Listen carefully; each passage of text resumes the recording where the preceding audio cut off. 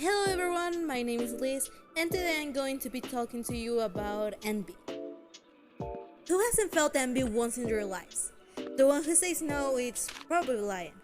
It's a very common feeling, that feeling of possessing what others have, whether it is a material thing or some kind of ability. A lot of the time we get mad or irritated to see that someone is superior or better than us in some aspects. It may be sports, academic, or in something like writing. But really, what is envy? According to the first definition that appears if you do an internet search, envy is sadness or regret for the good of others.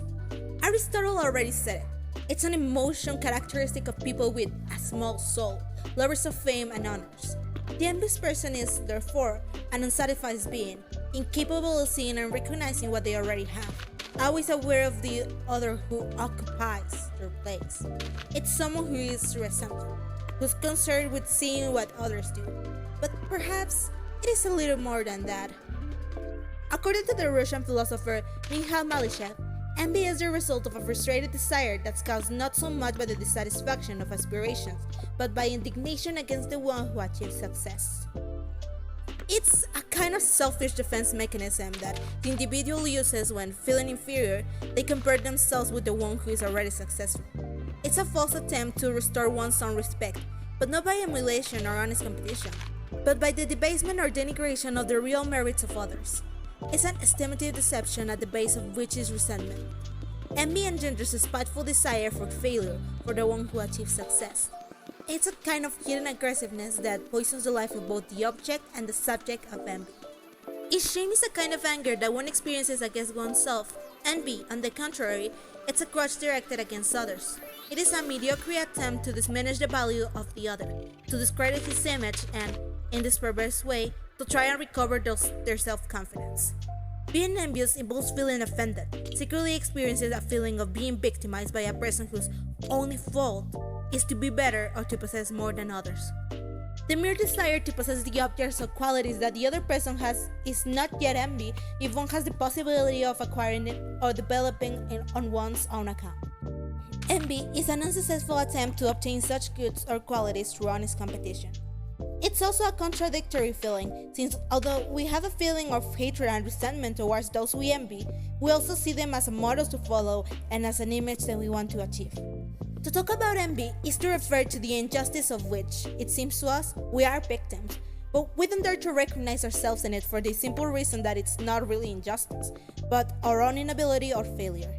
Envy is a parody of the feeling of justice that the envious person uses to justify their actions. Instead of reproaching themselves for the evil of their intentions, the envious person projects their murky feelings onto the object of their envy.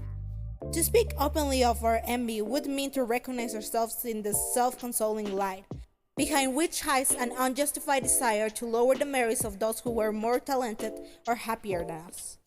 Envy is a feeling that can be very destructive, or, on the contrary, it can drive us towards success. It feeds on comparing ourselves with others when we feel mediocrity. Envy can fill us with resentment, but it can also be an engine to improve ourselves and improve as a person. The first time I talked about this, I got asked a question. Does good envy exist? And the thing is, I said no, because there's no such thing as good envy. Envy is not wanting others to have what they have and that they instead should give it to you, but that wouldn't be good. So when we're talking about a good envy, we're really talking about admiration or some kind of stuff like that. It turns into something bad when you start thinking they shouldn't have it, I should have it. When you're starting to resent them, that's when it turns to something bad. But as long as that thought doesn't come to your mind, it's still just admiration, because you want to also have what they have, but you're not thinking about taking them away from them. Instead, you're thinking about how to obtain it yourself by your own way. If we're talking about academic success, we can say that feeling envy towards the one who has good grades, maybe it's not good, it's just not good. Because you might be thinking, oh, why are they doing so well and I'm not doing well? And you just start thinking about how they don't deserve it. Some people take it as far as, for example, trying to steal their notes or some things like that. But other people might think, oh, wow, they're doing so well, I want to do that well too. So you start working more. You start paying attention to class, you start not be skipping classes. And that helps you. Even you get close to that person and say, hey, how did you do it? And maybe you can get some advice. Because one thing is envy and the other one is admiration. So no, to sum up, good envy does not exist. It's not a thing. If you think about it, it's just admiration towards the person who you feel that supposed envy to. Another thing I want to talk about is vengeance. We can define it as an answer or defense mechanism towards the feeling of being hurt, and that comes with a sense of justice. It's usually related with like feelings of hatred and resentment. We usually look for punishments that are equal to the supposed crime that has been committed against us or someone else. In our everyday lives, it can be a form of defending our dignity and our personal rights. Like if someone embarrasses us in public, then we want them to feel the same. But most people don't take it far to actually act. We just think about it. But some people actually do something in return. Another thing is their retribution and morality. It comes with Italian's law, that it's eye for an eye, and it's an attempt to balance the crime with a punishment. Like if you do something to me, I'm going to do it back to you. I don't think it's a healthy thing, to be honest. That's just me making my own statement here. It also comes with morals and ethics. It's something that you think about it, that is this the right thing to do? Is this wrong?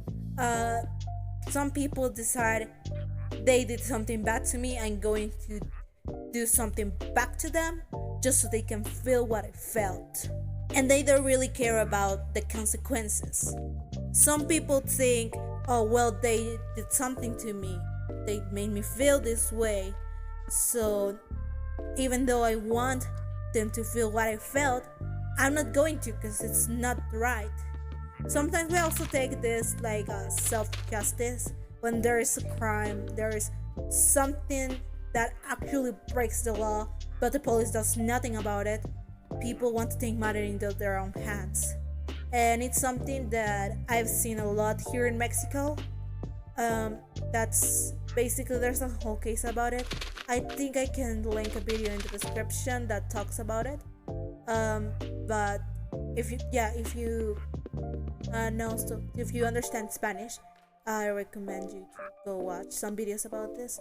But it was a mother whose daughter had been killed, and the police paid no attention to her, even when she tried to denounce it before the girl was murdered. She still didn't get any attention, so she tried to take matters into her own hands, but she ended up getting killed too. And the guy who was responsible for the daughter's death, he didn't get any punishment. So it also depends on how you think about some stuff. I honestly don't think vengeance is good. That's my statement here. I don't think vengeance is good. It just creates a cycle of, you did this to me, I'm going to do it to you, but I also did this to you, so you now you're going to do it to me, and it's never going to end. History is just repeating itself. So I don't think vengeance is good. That's my final statement here. So yeah, if you liked my video, you can subscribe, leave a comment about what you think about this, and I'll be seeing you around probably next month when I actually feel like uploading a video. So yeah, thanks for listening to me. Goodbye.